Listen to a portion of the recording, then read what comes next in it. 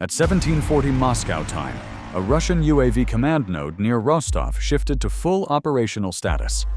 Operators synchronized 5 launch corridors stretching from Kursk to Crimea, preparing a 69-drone saturation strike designed to overload Ukraine's air defenses.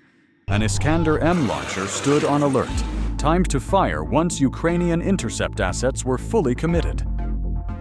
Russian planners expected the swarm to fracture radar coverage and open a corridor for secondary strikes. At 21:48 local time, Ukraine's P-18 VHF radar registered an unusual low-band surge spreading across multiple bearings from Kursk, Oryol, Milerovo, Primorsko-Akhtarsk, and Crimea. Within seconds, Podlet K-1 confirmed dozens of dispersed tracks merging into a single large inbound formation. Analysts recognized the signature of a coordinated Russian swarm launch, far larger than previous probes. A flight alert went out to a Ukrainian pilot tasked with locating the source of the drone control uplink suspected near Rostov. If the command node stayed online, the incoming 69 drone wave could redirect mid-flight and overwhelm frontline cities. The window to stop it had already begun to close. If the formation broke through, population centers across Kharkiv, Dnipro, and Zaporizhzhia would fall directly into its flight path. Ukraine's Air Defense Command concluded that the dispersed tracks detected at 21:48 were being steered by a single control uplink operating near Rostov. The swarm's synchronized course changes ruled out autonomous flight, forcing a rapid response option. The pilot was ordered to fly a low-altitude ingress along the eastern corridor, push through the jamming band forming ahead of the drone mass, and identify the precise emission node coordinating all routes. Once the uplink was located, a strike package already positioned on standby would execute. The mission's timing was critical, without neutralizing the node. Ukraine's defensive layers risked losing coherence under the incoming wave. At 22:06 Moscow time, the Rostov command node executed its full launch cycle.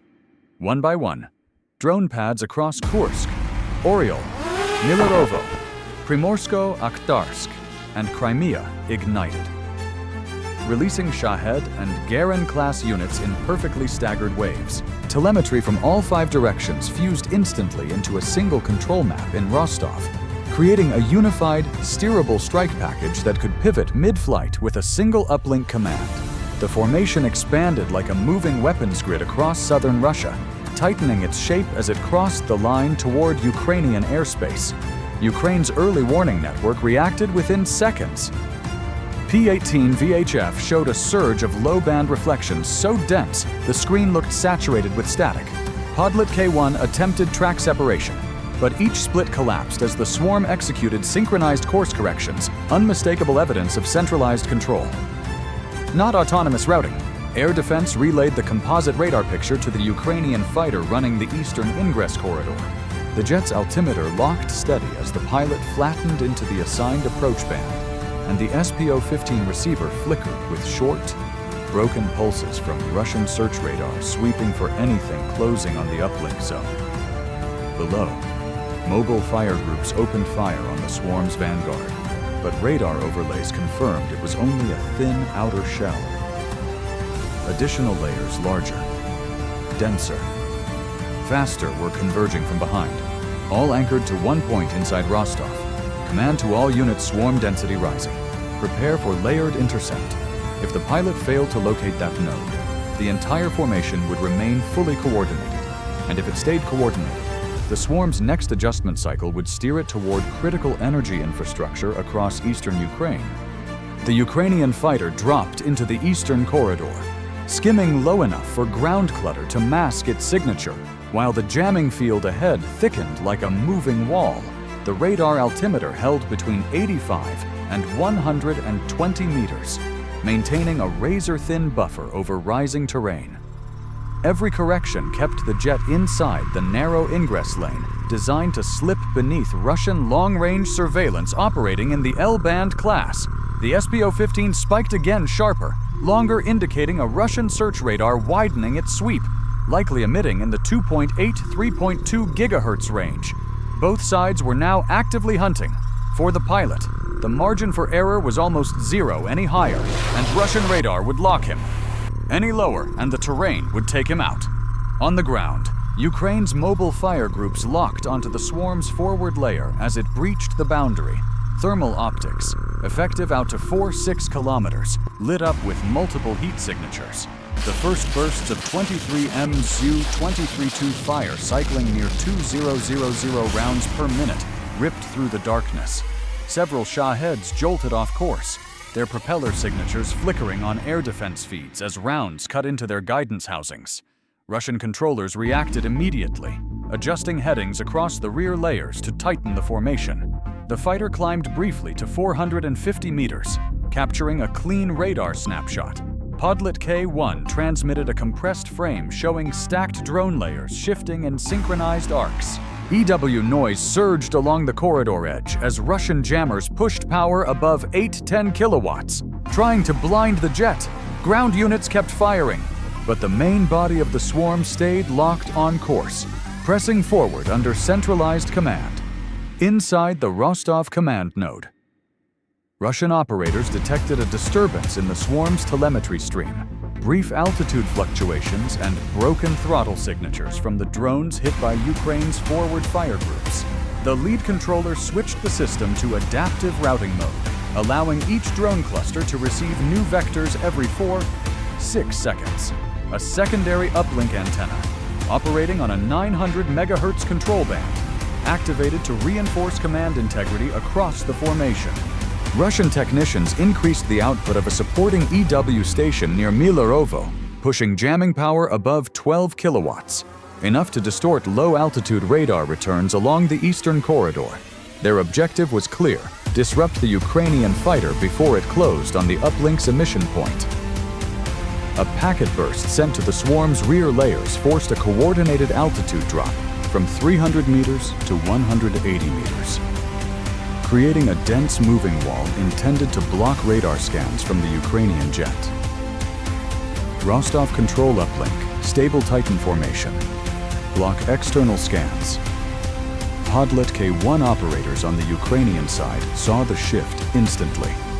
The entire rear column tightened, with separation shrinking to less than 40 meters between drones, an unmistakable Russian attempt to saturate any targeting system trying to trace the source behind them. The Ukrainian fighter's SPO-15 emitted a sustained high-tone warning as a Russian search radar. Likely from the 48 Ya-6 Podlet series, a low-altitude acquisition radar built to detect targets under 1,000 meters, swept directly across his ingress path. The airspace had become a duel of signatures, Russia pushing to blind, Ukraine pushing to see through. Behind the swarm, the Rostov uplink remained fully synchronized, adapting every movement of the formation. For Russia, the priority was simple: keep the uplink hidden long enough for the drones to breach the defensive grid. Russian EW stations reached maximum output as the swarm pushed deeper toward Ukrainian airspace. The Milarovo emitter spiked above 14-15 kilowatts, saturating the L1 and L2 GPS bands and generating phase noise that washed across the fighter's navigation suite. The jet's INS briefly drifted off by 28-32 meters, a clear indicator that the Russian jamming field had reached full density. From the Rostov node, operators issued another packet burst to tighten the swarm's mid-layer, compressing altitude bands to within 65 meters in an attempt to create a moving radar blind zone around the uplink corridor. Ukraine reacted immediately. The P-18 VHF displayed rising clutter levels, but the long-wave radar's frequency agility allowed operators to keep intermittent track through the distortion. Podlet K-1 switched to manual tracking, its S-band processing struggling against the jamming spikes, but still able to capture brief flashes of the swarm's internal geometry. Those flashes showed something new: irregular spacing and staggered throttle signatures inside the middle column. The Ukrainian fighter felt the shift as well. The SPO-15 screamed with a continuous tone as the EW intensity peaked. But beneath the noise, the jet's passive sensors detected a momentary dip in the swarm's synchronization.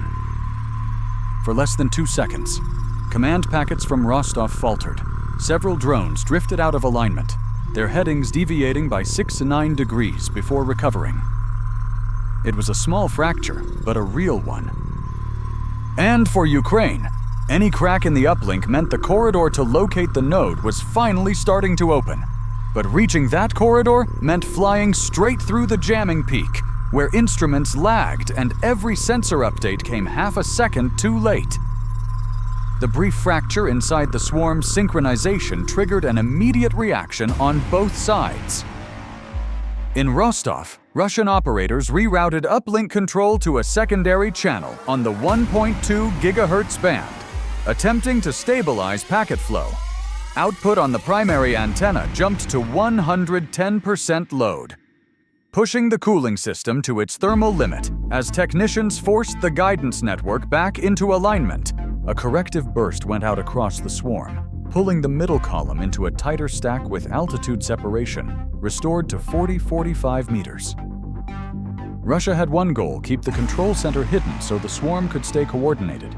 Ukraine saw the window forming. Podlet K1 caught a clean 3-frame sequence showing the momentary desync ripple through the inner formation.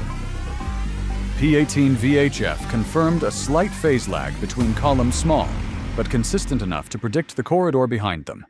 Ground Command transmitted the coordinates to the Ukrainian fighter, authorizing a climb to break through the top edge of the jamming dome. For Ukraine, everything now focused on one thing: finding the exact signal source controlling all 69 drones. The jet pushed upward, crossing 780 meters, then 1050 meters, reaching the interference layer just long enough for its passive sensors to capture the full emission spike from the uplink. A narrowband signal centered around 900 megahertz flashed on the spectrum display, marking the node's exact position. Russian EW responded instantly, surging output past 16 kilowatts to blind the scan, but the data had already been sent. The uplink's coordinates streamed back to Ukrainian command in less than 1.4 seconds. On the ground, mobile fire teams intensified their barrage, Tor M2 launchers, operating with a reaction time under 9 seconds, fired at the advancing mid-layer, ripping several drones apart and expanding the desync ripple. With the uplink exposed and the swarm's internal timing degrading, Russia's coordinated formation finally began to lose structural integrity. Ukraine had cracked the core of the attack. The next step was to destroy it. Inside the Rostov command node, the first warning appeared as a narrow spike of packet loss on the control interface. At 22:27, the uplink's main antenna dropped out of sync for 1.8 seconds, long enough to sever command continuity across multiple drone clusters. Technicians attempted an immediate failover to the auxiliary channel, but the system was already showing cascading faults. One after another, drone telemetry feeds froze, then vanished entirely. For the Russian operators, it was the first clear sign that the control center had been targeted. Within minutes, the effects spread across the formation. Roughly 60 drones began drifting off their assigned vectors, losing heading stability as their inertial systems struggled to maintain course without external correction. Altitude regulation collapsed. Next, several units dropped sharply. Others pitched upward in uncontrolled climbs. On radar, the swarm's inner geometry dissolved into scattered, uncoordinated movement. The remaining clusters attempted to continue the programmed route, but without synchronized guidance, their spacing deteriorated. Some circled aimlessly, burning fuel in tight loops. Others deviated by 15-25 degrees, moving toward empty fields far from their intended targets. The signature of a coordinated strike was gone. For Ukraine, this confirmed the uplink strike window had succeeded. Russia no longer controlled its own swarm. Inside the control room, the screens showed only fragmentation. The attack's center of gravity had collapsed. Ukraine's air defense network reacted the moment the Russian uplink collapsed. With the swarm no longer receiving synchronized guidance, radar operators finally saw the formation break into chaotic, uneven clusters. That fragmentation opened the largest interception window of the night.